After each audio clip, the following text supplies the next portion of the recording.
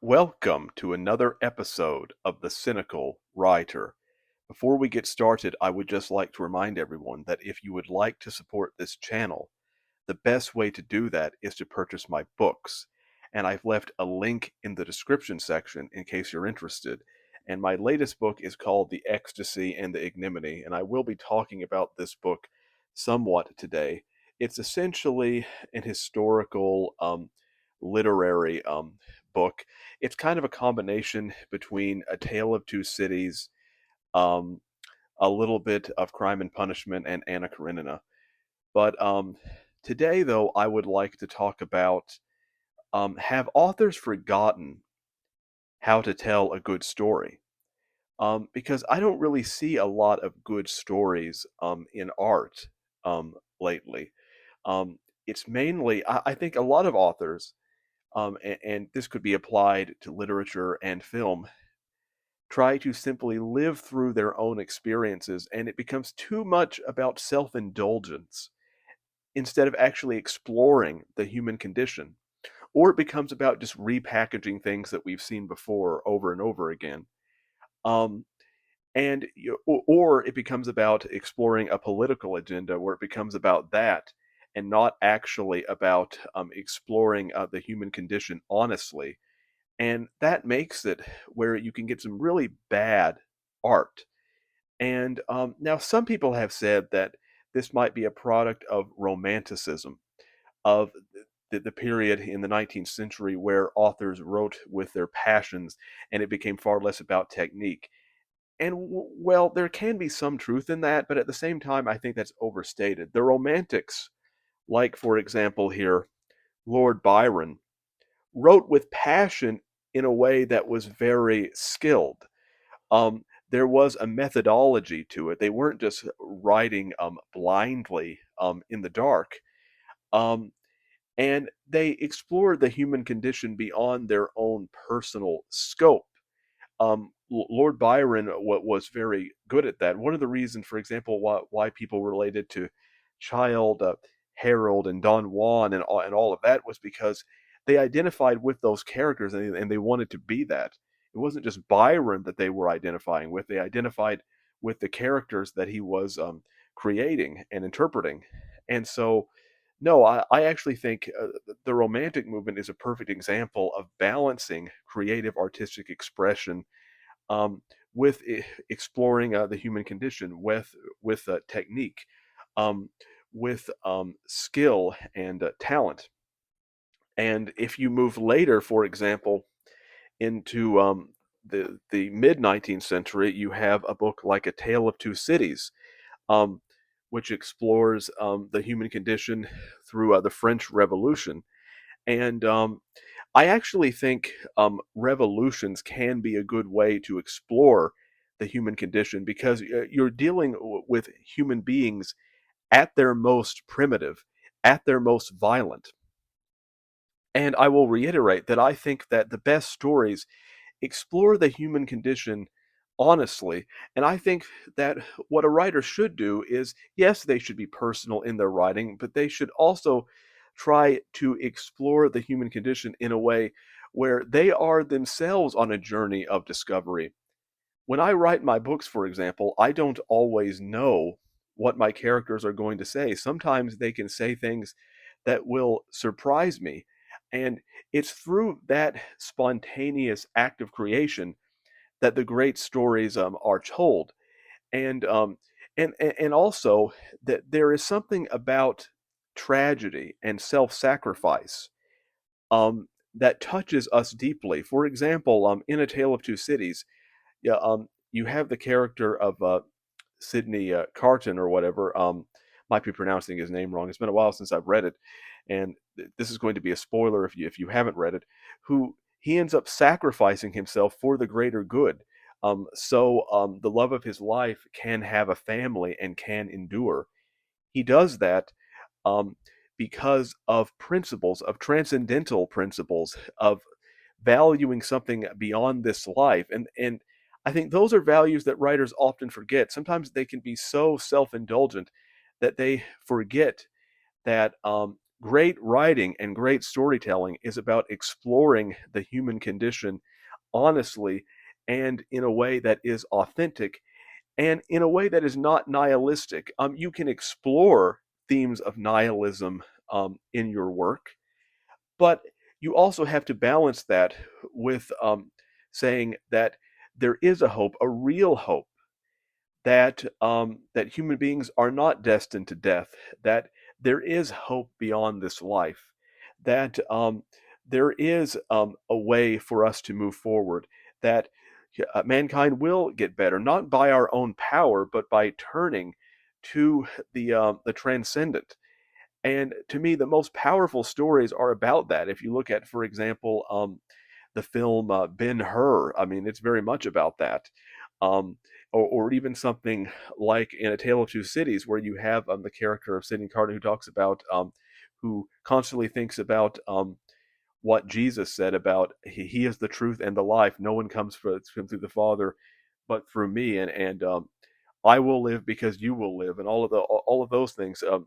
Those quotes are in um, A Tale of Two Cities. That if you believe in Him, you will have everlasting life, because it is through to really truly be a pure human being, you have to essentially cast aside your selfish nature and truly be selfless. And it is by throwing away yourself, so to speak, or dying to yourself, that you will actually find yourself, that you find your true self by doing that. And the best writers and the best storytellers are the ones who explore that through drama, through storytelling, that it's through the pain, it's through exploring the human condition that we find our true selves as authors and as artists. And I'll show you what I mean here in my book, um, The Ecstasy and the Ignominy, if I can find the page number, where you have the character, and I'll go into this a little bit here if I can find it. Um, Here it is. It's going to, okay, let me see if I can find it. Okay, here it is. Um, where you have my book, The Ecstasy and the Ignominy, is about the character of, this is one storyline. There are many storylines, but it's about the town of Harrisville that essentially undergoes a communist, even though I never use that word, revolution, where you have the character of Bertrand Shaw who takes control of the revolution. And then what he does is that he establishes a new order where he's basically killing off anyone that he views to be unfit. But he has a nihilistic, relativistic worldview, which he realizes ultimately is untenable. And there's this very powerful scene here where Bertrand Shaw ends up finding a kind of redemption, even though he pays for it in the end, that I didn't quite expect. And his words here are probably the most honest and dramatic in the book, where he has a change of heart.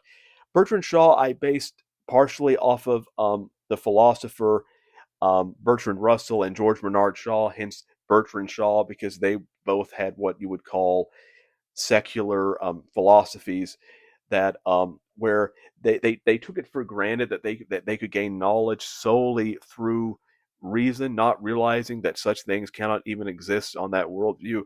And so, to me, when Bertrand Shaw has redemption here, it's what if the people like that actually did find redemption? Unfortunately, I don't think many of them did in life, but this is what if someone like, for example, George Bernard Shaw truly did find the light. And so I think this passage is very powerful here for that reason. So let me read it to you, and I will skip some of the descriptions so I can get to the heart of what is being discussed. Call me. And what's happening in the scene is that they're basically arguing over whether or not to continue with the executions after they have taken over the town, because some want to continue them, others don't. Call me squeamish if you wish, but I don't think I can see another man go to the gallows. In fact, it's too much for any sane man to bear. I know I promised blood and vengeance, but in the last few days I've come to realize that theory, the song of philosophers and cowards, does not always correspond with reality. All my life I've looked into the eyes of men and felt nothing. When one feels nothing, they become nothing, and in such vacuity sundries of sophistic worldviews and ideas will bloom. They will become as thick as ice, forever present in our hearts. It's not the dark we fear. It's being alone with the stars. What are you getting at? Hearthstone inquired, his pupils augmenting. I'm getting at the fact that life is absurd, or at least how I've been living it. Why does it matter if we triumph over them or they us? After all, in the end, everything ends up the same. What is it about human flesh that gives it more value or worth than the animals that we devour in our mouths? We are made from stardust, after all, and that's where we will return. Why should we have more significance than the flames that fade with the birth of morning? Is it because we can reason? Reason requires a foundation from which it can bloom, and we have none. We do not live for beauty. We live because nature demands that we must. Truth is as elusive as the soul, and what we call love is nothing more than a shadow draped in human frailty. And when the veil finally deteriorates, even the sun will not remember what was behind it, or why even such a question should be asked at all. We are musical notes that have no harmony, and can only find refuge in the arms of silence. So what? We must live in reality. Even if we are all doomed to death, we can still gain pleasure out of this life while we're still here. That's all of us mere mortals can do, I said, folding my arms. Deep in my heart, I cannot help but feel that such a philosophy is incomplete. Of course, we can come up with all sorts of practical reasons for why we should treat each other fairly. What does it mean to be good and to do good? Is it simply providing the maximum amount of pleasure for the greatest number of people? Surely not. When I say good morning to my fellow man, it is not because I view him as a means to an end, but an end in himself. Such a view cannot be justified in a world full of shadow and mist. It can only exist within the transcendent, something that philosophers say is dead, and yet it lives within me, brightening my soul like the sun brightens day, and I am no longer afraid of the light. For how can the sky fear that which makes it glorious? And so, what you see here is a complete redemption of the character of Bertrand Shaw, who finally sees um, the logical conclusion of his nihilistic and atheistic philosophy. And to me, the greatest stories deal with these deep philosophical questions.